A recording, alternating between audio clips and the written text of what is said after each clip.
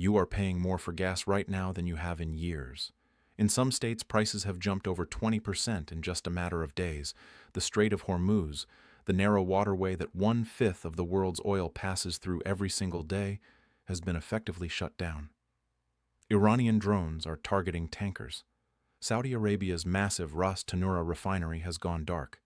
Qatar has declared force majeure on its gas exports. 20% of global oil supply is disrupted. Brent Crude briefly hit $119 a barrel. And while all of this is burning, the President of the United States went on Truth Social and announced what he called, and I quote, a historic $300 billion deal, the biggest in U.S. history, a brand new oil refinery in Texas, the first one built in 50 years. He said it would make America energy dominant. He said it would be the cleanest refinery in the world. He said it would change everything. The only problem? The math doesn't work. The numbers are misleading. And here's the detail that nobody is saying loud enough. Canada, a country Trump has been threatening with tariffs, sends more oil to the United States in 48 hours than this brand new historic refinery will refine in an entire year. In 2 days, 48 hours. Canada delivers more crude than this flagship $300 billion project is designed to process in 12 full months. So what is actually going on here? That's what we're unpacking today right here on Unlocked History Hub, because this story is bigger than a refinery. It's about war, energy, and why the people in charge keep telling you the solution is coming, while the price at the pump keeps climbing. If you've been watching this channel, you know we look at what numbers actually mean, not what politicians want them to mean. If you're new here, welcome. Hit that subscribe button and like this video right now, because we're just getting started, and this one is going to leave you with a completely different picture of American energy than what you've been sold. So let's get into it. The refinery is called America First Refining, planned for Brownsville, Texas. The company says it'll be the first new U.S. refinery in nearly 50 years. The last one came online in Garyville, Louisiana, in 1977. The project is backed by Reliance Industries, India's largest privately held energy company, owned by Mukesh Ambani, who is also an investor in Trump's real estate ventures and attended his second inauguration. That connection doesn't automatically mean anything improper, but it is worth knowing when you're evaluating how this announcement was packaged. Here is where the $300 billion number actually comes from.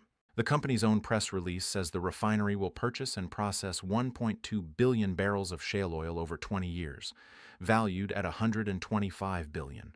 It will produce 50 billion gallons of refined products valued at $175 billion. Add those together, and you get $300 billion. But that is not the cost of building the refinery. That is the projected value of everything the refinery buys, processes, and sells over 20 years of future operation. The Financial Times reported that actual construction costs are estimated at somewhere between $4 and $6 billion. $4 to $6 billion. Significant? Absolutely. But it is not $300 billion. That number is a marketing figure stretched across 2 decades of theoretical transactions, not a construction budget. And now here is the part that genuinely stunned me when I calculated it. The refinery is designed to process 60 million barrels of oil per year. 60 million. Sounds like a lot.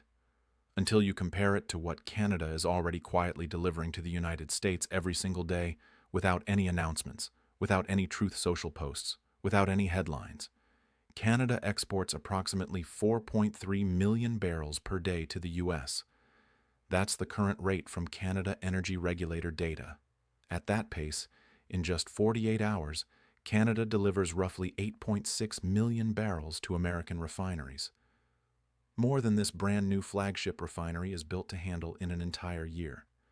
And Canada isn't just sending a little oil. Canada accounts for 62% of all U.S. crude imports. 6 out of every 10 foreign barrels entering the U.S. come from Canada. The EIA reported U.S. crude imports from Canada averaged 4.1 million barrels per day throughout 2024. The total value of U.S. energy imports from Canada was $124 billion in 2024 alone. The country Trump has been threatening with tariffs is, by an enormous margin, the single most important source of foreign energy for the United States. Now let's talk about the war, because everything happening in energy markets right now traces back to the U.S.-Israel military strikes on Iran that began February 28th, codenamed Operation Epic Fury. The strikes killed Iran's supreme leader Ali Khamenei and targeted military infrastructure across the country. Iran responded by effectively weaponizing the Strait of Hormuz. Drones, mines, and threats against tankers have choked shipping through the strait nearly to a halt.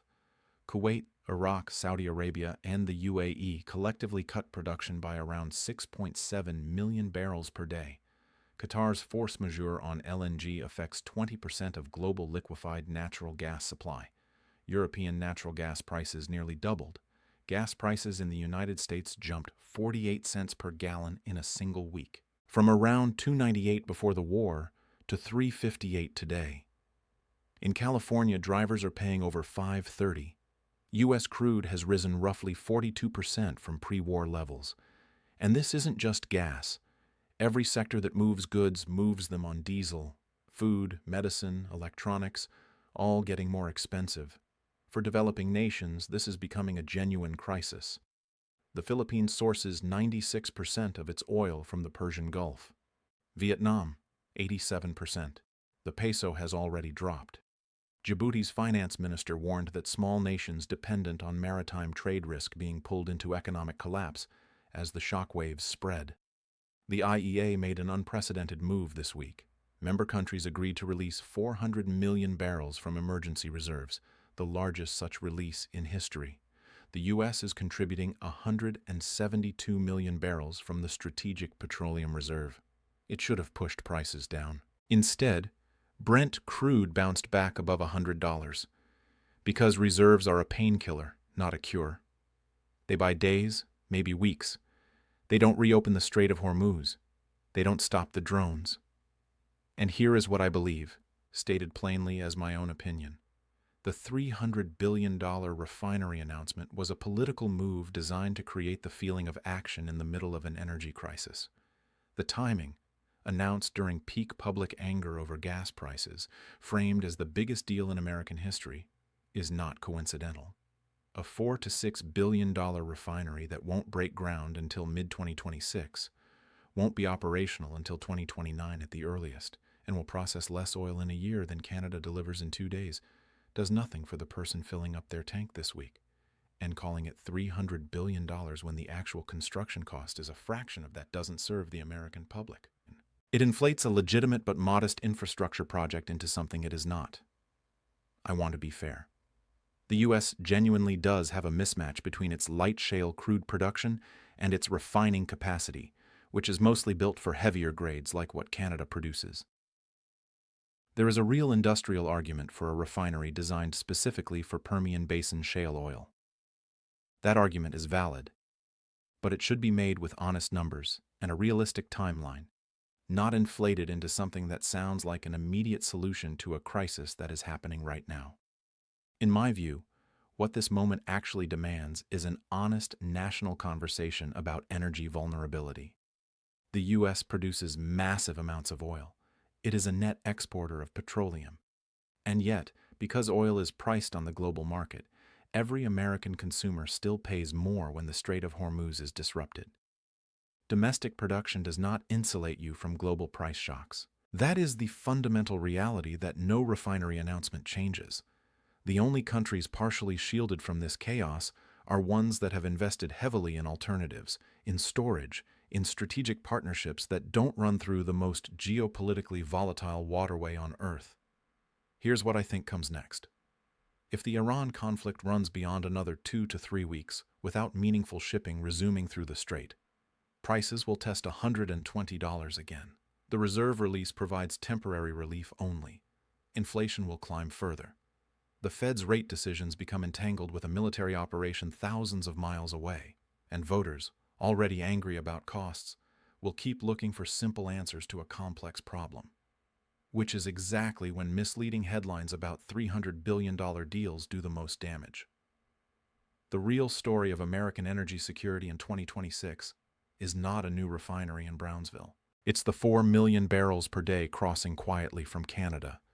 It's the $124 billion in annual energy imports from a neighbor we've been publicly threatening. It's the 20% of global supply disrupted by a war that has sent shockwaves into grocery stores, airline tickets, and interest rate decisions worldwide. That is the full picture, and you deserve to see it. Drop your thoughts in the comments. Do you think this refinery is a real solution or political theater? Do you think the war in Iran was worth what it's done to gas prices? I read every comment, and the best ones shape future videos. If this gave you a new angle on the story, share it, post it, send it to someone who needs to hear the full picture. That is how we cut through the noise together. And if you haven't subscribed to Unlocked History Hub yet, now is the time, because these are the stories we exist to tell. See you in the next one.